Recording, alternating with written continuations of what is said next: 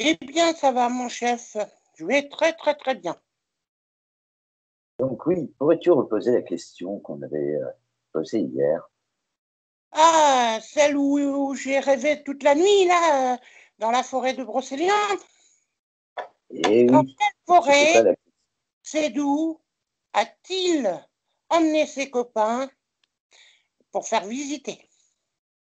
Et là, c'était, comme tu as dit, Brocéliande, en Bretagne. Donc, nos Ah amis ouais. ont fois savouré leur petit voyage avec ces loups. Ils avaient été à Carnac, ils avaient été à Brocéliande, mais avant ça, ils avaient rencontré Merlin et même Arthur. Ils avaient fait une promesse à Arthur en disant qu'il serait sage. Ils promettaient d'être sages. Ils avaient un peu peur de se retrouver en prison. Il leur a dit, si vous n'êtes pas gentil, c'est nous me le dit, et hop, en prison. Donc, ils étaient sages. Ils écoutaient, c'est d'où expliquer les légendes, puisqu'effectivement, c'était bizarre. Ils étaient devant le tombeau de Merlin.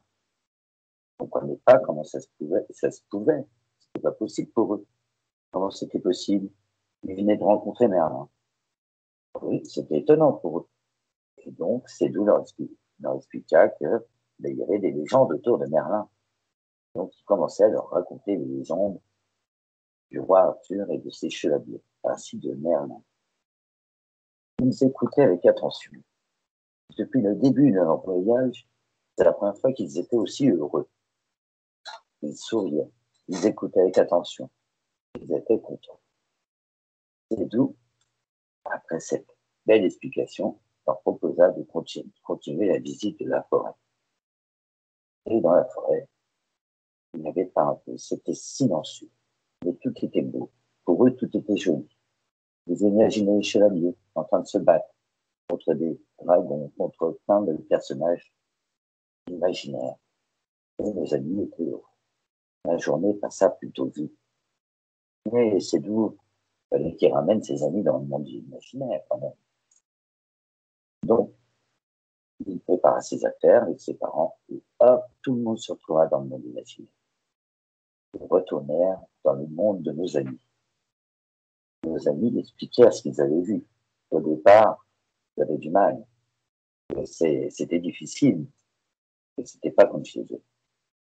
Mais qu'à la fin, ils avaient fini par aimer.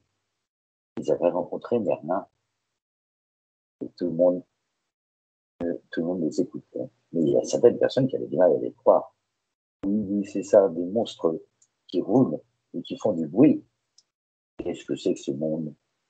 Si, si, si, nous avons vu. C'était des voitures et des camions. Au départ, on avait peur. Et finalement, on a compris que c'était dans le monde réel. C'était pas comme chez nous. Mais ils avaient du mal à croire quand même. Donc c'est nous et sa petite amie expliquèrent que si, ça se passait comme ça dans son monde. Bien que les personnages avaient du mal à le croire, ils finirent par l'écouter attentivement. Et nos amis saluèrent leurs amis. Il fallait qu'ils puissent continuer leur visite du monde imaginaire. Donc ils saluèrent nos petits amis et repartirent en route. Mais au loin, quelque chose se passait. Ils ne comprenèrent pas. Quelque chose se passait et certains paysages du monde imaginaire s'effaçaient progressivement, comme si quelqu'un avait une grosse gomme et qui l'effaçait. Qu'est-ce qui se passait? C'est d'où se posait la question.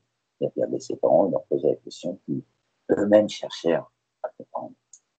Que se passait-il dans le monde imaginaire? Effectivement, plus ils s'avancèrent, et plus le paysage s'effaçait. Que se passait-il? C'était étonnant.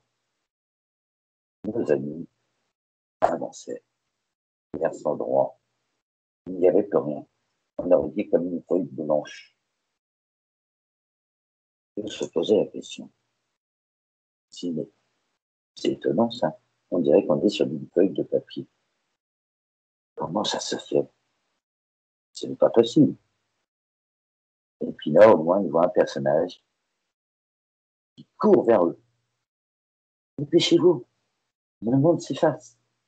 Et à ce moment-là, le personnage s'effaça. Oh, qu'est-ce que c'est que ça? C'est étonnant. On a du mal à comprendre.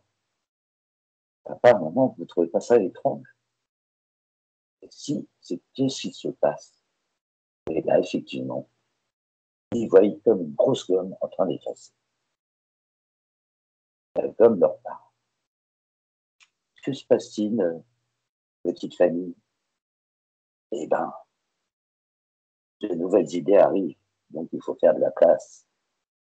C'est pas bien, les personnages, vous les effacez. Oui, mais c'est pas en créer d'autres dans le monde imaginaire.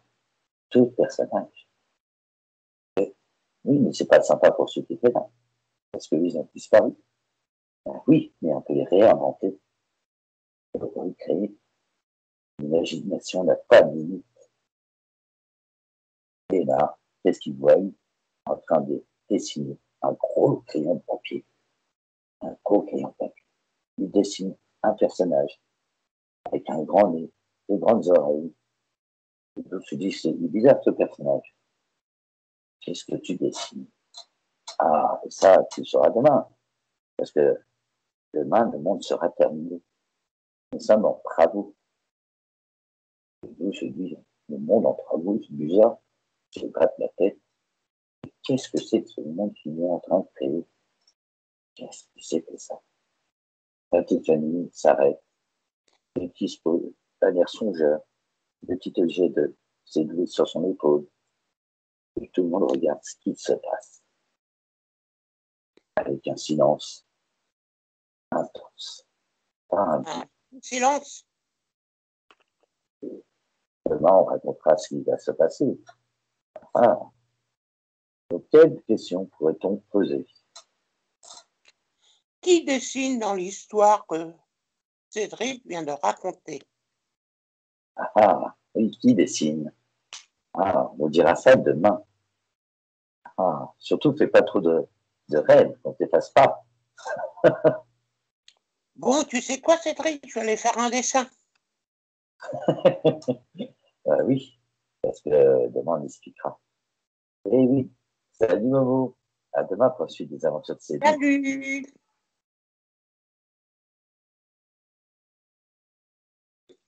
Cédric? Attends.